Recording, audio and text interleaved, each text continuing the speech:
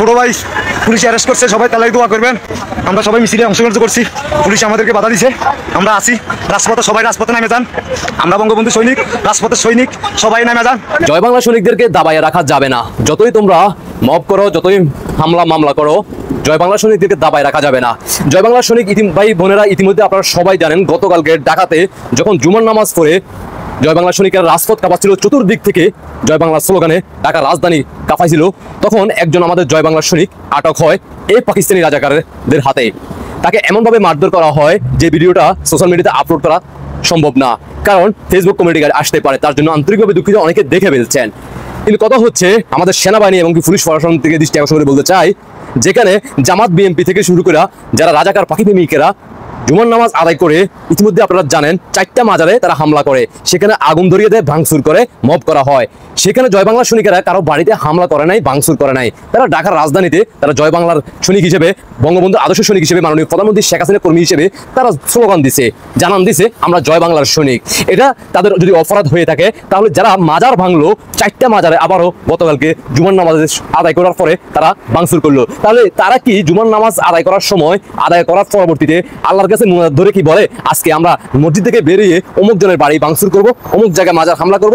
তাদের কি এটাই দোয়া থাকে আল্লাহর কাছে? আর এখান দিয়ে আপনারা জয় বাংলা সৈনিকদেরকে তারা মিছিল করছে, তাকে এমনভাবে মব করছেন। আবার পাশে একজন খালি গায়ের ভদ্রলোক, তিনি তাকে এমন ধরে নিয়ে পুলিশ সহ তাকে থানায় নিয়ে যায়। এই ভদ্রলোক যিনি গায়ে জামা নাই, তার ইতিমধ্যে আপনারা তার প্যাড দেখতে আছেন। ক্ষমতা এখনো আসে নাই, কিন্তু প্যাডের সাইজ অলরেডি বড় হয়ে গেছে। ক্ষমতা আসলে তাহলে তার প্যাড কোন জায়গায় যাবে সেটা একবার চিন্তা করেন। আমাদের জয় বাংলা সৈনিক ভাই বোনদের দৃষ্টি আকর্ষণ করে বলবো, ভিডিওটা সর্বোচ্চ শেয়ার করবেন। এমনকি এই ভদ্রলোক খালি গায়ে যে প্যাড বাইর করা, প্যাড দেখা যাচ্ছে, তার পরিচয় আপনারা পাবলিশ করবেন, জানার দরকার আছে। তার ছবিটা ইতিমধ্যে সংরক্ষণ করা হয়েছে, আপনারা আপনার জায়গা থেকে পরিচয় শনাক্ত করবেন। জয় বাংলা সৈনিক ভাই বোনদেরকে দাবাইয়া রাখা যাবে না, বিজয়ের আগ মুহূর্ত পর্যন্ত লড়াই সংগ্রাম করবে।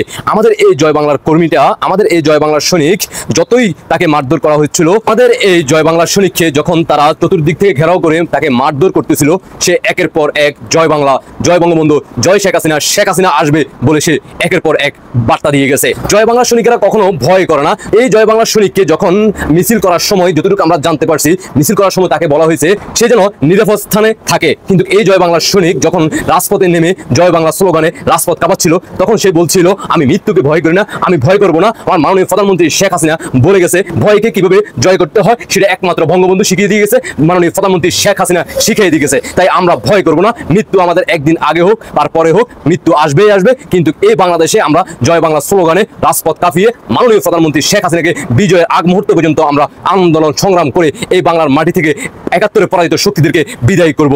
এটাই হচ্ছে জয় বাংলা সৈনিকদের প্রকৃত ভালোবাসা। এইভাবে জয় বাংলা সৈনিকরা সারা বাংলাদেশে তারা গর্জে উঠবে, রুখে দাঁড়াবে, বাংলাদেশ থেকে রাজাকার পন্থীদেরকে বিদায় করবে। তাদেরকে হামলা মামলা দিয়ে কোনো রকমে দাবাইয়ে রাখা যাবে না। ইতিমধ্যে ঢাকা নয়, শুধু বাংলাদেশ নয়, সারা বাংলাদেশ, দেশ বিদেশে সব জায়গায় জয় বাংলা স্লোগানে, মাননীয় প্রধানমন্ত্রী শেখ হাসিনার স্লোগানে উত্তাল। তাই জয় বাংলা সৈনিক ভাই বোনদের দৃষ্টি আকর্ষণ করে বলবো, আপনাদের জায়গা থেকে যার যার অবস্থান থেকে সারা বাংলাদেশে গর্জে উঠুন। বিজয় আমাদের আসবে, বিজয় একদিন আগে হোক আর পরে হোক। মাননীয় প্রধানমন্ত্রী শেখ হাসিনা এই ক্ষমতা আসবে, অন্য কোনো বহির্বিশ্বের শক্তি বাংলার মাটিতে ক্ষমতা নিতে পারবে না। বিজয় আমাদের সুনিশ্চিত ইনশাআল্লাহ। মাননীয় প্রধানমন্ত্রী শেখ হাসিনা বাংলাদেশকে একমাত্র পারে নিরাপত্তা দিতে। মাননীয় প্রধানমন্ত্রী শেখ হাসিনা ফিরলে বাংলাদেশের গরিব অসহায় মানুষের মুখে হাসি ফুটবে। জয় বাংলা, জয় বঙ্গবন্ধু, জয় শেখ হাসিনা। শেখ হাসিনার বিজয় নিয়ে ঘরে ফিরবো ইনশাআল্লাহ। দেশবাসীকে দেখার সুযোগ করে দিবেন। আপনাদের ব্যক্তিগত মতামত অবশ্যই কমেন্টে জানিয়ে যাবেন। আল্লাহ হাফেজ।